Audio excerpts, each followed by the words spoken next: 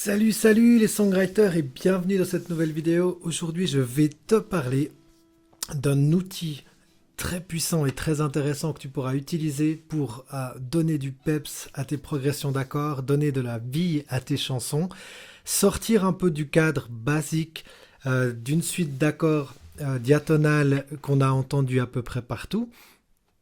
C'est juste après ça.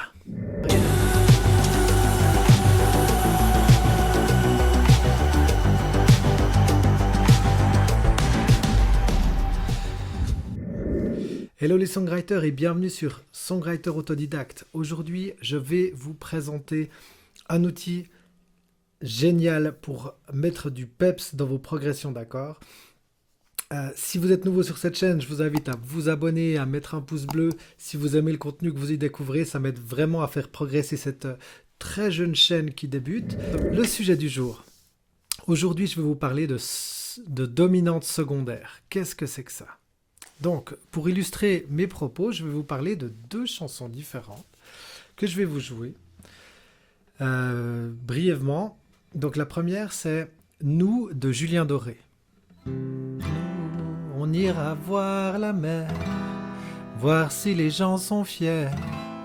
Nanana, nanana, badadadadada. Donc, cette chanson est construite sur une suite de progression d'accords basique, on commence sur le premier degré qui est ici un Do majeur, ensuite on va sur le troisième degré mineur, Mi mineur, ensuite sur le sixième degré mineur, c'est La mineur, et enfin sur le quatrième degré majeur. 4, retour à 1, cadence plagale, 4 à 1, on repart à 0. Donc progression hyper populaire, on va dire, en tout cas rien d'exceptionnel jusque-là, avec un premier degré, un troisième degré mineur, un sixième degré mineur et un quatrième degré majeur. La deuxième chanson que je vais vous présenter, c'est une chanson qui se construit à peu près sur les mêmes accords. C'est une chanson de Sam Smith qui s'appelle I'm Not the Only One, qui va comme ça. You and me, we made a vow. Better or for worse, I can't believe you let me down, but to prove that I still need you here. Qu'est-ce qu'il fait Sam Smith, Stan Smith, c'est des pompes. Il part également sur le premier degré, qui est un Do majeur, mais ensuite il introduit un accord qui n'a pas grand chose à faire là. Le troisième degré majeur. Mais qu'est-ce qu'il fait là?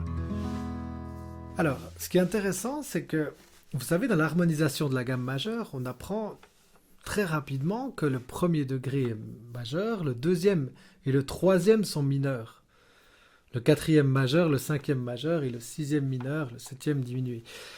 Ce qui est intéressant, c'est que là, Sam Smith, qu'est-ce qu'il fait? Il part sur le premier degré majeur, jusque-là, rien d'incroyable. Mais ensuite, il part sur le troisième degré majeur. Or, ce degré devrait être mineur, selon toute logique. Mais alors, pourquoi a-t-il introduit cet accord-là? Eh bien, j'ai pris beaucoup de temps à comprendre ça, en écoutant pas mal de chansons, en analysant et en essayant de comprendre finalement comment étaient construites ces chansons pop actuelles et d'hier et d'aujourd'hui finalement, puisque c'est un outil, les dominantes secondaires, qui est vieux comme le monde, ou presque. En tout cas, il y a énormément de chansons qui reposent sur ce concept-là. Et ce concept, qu'est-ce que c'est? C'est en fait d'introduire un cinquième degré d'un accord d'une progression. Donc, dit très simplement, c'est ça.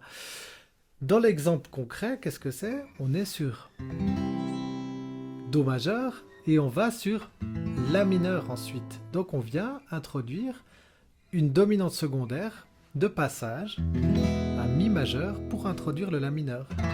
Et ça donne beaucoup plus de richesse. Ça amène en fait une couleur inattendue. Ça attire l'attention de vos auditeurs.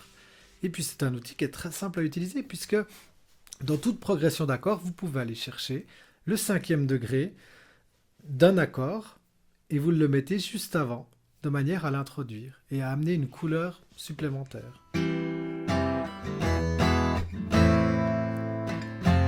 C'est un outil qui est utilisé, par exemple, dans les Champs-Élysées.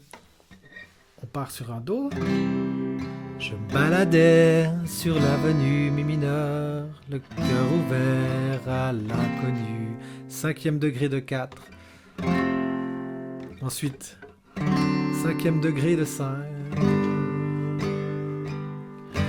Aux Champs-Élysées.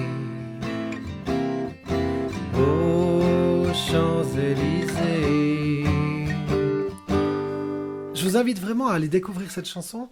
Vous verrez qu'en fait, si vous cherchez une explication pour tous les accords, c'est généralement des accords de 7e qu'on utilise comme dominante secondaire parce que ça amplifie cette tension-résolution entre le 5e et le 1er degré qu'il introduit dans la progression d'accords. Donc, je vous invite vraiment à aller jeter un coup d'œil là-dedans. Mais, qu'est-ce que vous pouvez retenir de cette vidéo ?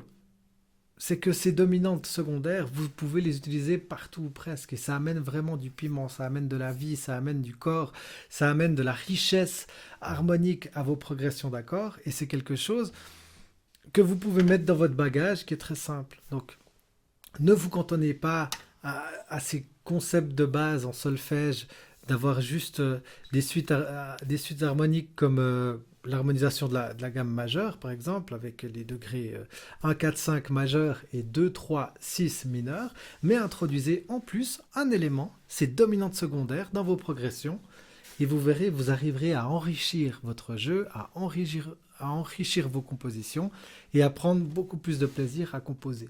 Voilà, c'était la leçon du jour. Si ça vous a plu, si vous avez appris quelque chose, je vous invite vraiment à vous abonner parce que je vais régulièrement partager de vos petits secrets, de petits nouveaux tuyaux de songwriting sur cette chaîne. Je vous invite aussi à mettre un pouce bleu. S'il y a des sujets que vous voulez que je traite, n'hésitez pas à le mettre en commentaire. Vraiment, ça va m'inspirer et puis je pourrai davantage vous aider si je sais ce qui vous intéresse. Je vous dis à bientôt sur Songwriter Autodidacte et une excellente journée à vous. Prenez soin de vous. Bye bye.